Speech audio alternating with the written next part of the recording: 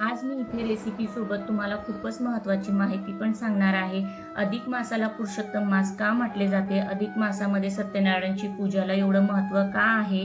लेकीला जावयाला घरी बोलून त्यांना एवढं वैशिष्ट्य का दिल्या जाते? त्यांना मानपान आणि त्यांना दानपुण्य का केल्या जाते? ह्या सर्व गोष्टीची सविस्तर माहिती मी तुम्हाला सांगणार आहे।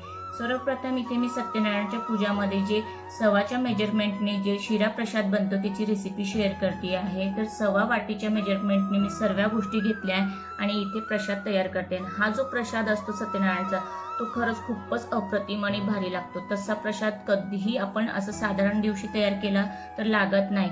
बहुतेक आपण पूजेच्या दिवशी तो प्रसाद करतो म्हणून त्याचा चव आणि स्वाद खरंच वेगळीच लागते। आता अधिक मासावरती येतो आपण। तर प्रत्येक 3 वर्षानंतर आपला अधिक मास येतो। आता अधिक मास 3 वर्षानंतर काय येतो की प्रत्येक वर्षी काय असते की 11 दिवस शिल्लक राहतात। ते कशी शिल्लक राहतात याची माहिती मी पुढच्या व्हिडिओमध्ये देणार आहे। तर प्रत्येक वर्षाचे 11 दिवस जर ठरवले तर असे 3 वर्षाचे 33 दिवस होतात आणि ते 33 दिवस मिळून एक महिना तयार होतो, ज्याला अधिक मास किंवा मल मास म्हटला जातो। तर आता काय होते की ह्या महिन्यामध्ये सूर्य संक्रांती होत नाही। सूर्य संक्रांती म्हणजे काय? प्रत्येक महिन्याला सूर्य वेगळ्या राशीमध्ये प्रवेश करतो, पण अधिक मासामध्ये सूर्य राशी बदलत नाही, तो त्याच राशीमध्ये राहतो। सूर्य राशी परिवर्तन करत नाही।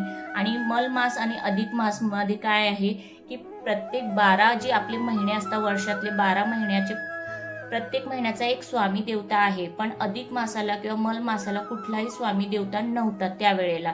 मग मल मास आणि अधिक मासाने काय केलं की आपले जे विष्णू भगवान आहे, नारायण भगवान आहे, त्यांच्याजवळ जाऊन विनंती केली की बाबा मला कुठला स्वामी देवता नाहीये, काही महत्त्व नाहीये, तर अशा वेळेला मी काय करावं? आणि अशा प्रकारे अधिक मासाच्या विनंतीवर ते अधिक मासाचे स्वामी साक्षात विष्णू भगवान झाले। आणि फक्त स्वामीही नाही झाले, त्यांनी आपलं सर्वश्रेष्ठ नाव पुरुषोत्तम असेही ह्या महिन्याला दिले, म्हणून आपण अधिक मासाला पुरुषोत्तम मास असेही म्हणतो।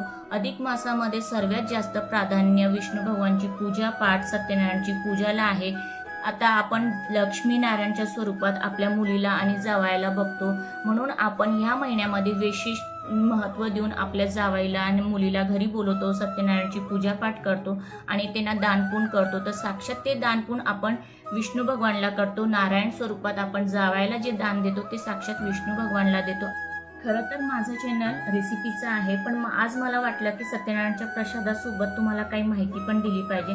तर आजची माहिती तुम्हाला कशी वाटली मला कमेंट करून नक्कीच सांगा आणि मराठी तडकाला आत्ताच सबस्क्राईब करून घ्या। तर भेटूया पुढच्या रेसिपीला, तोपर्यंत धन्यवाद।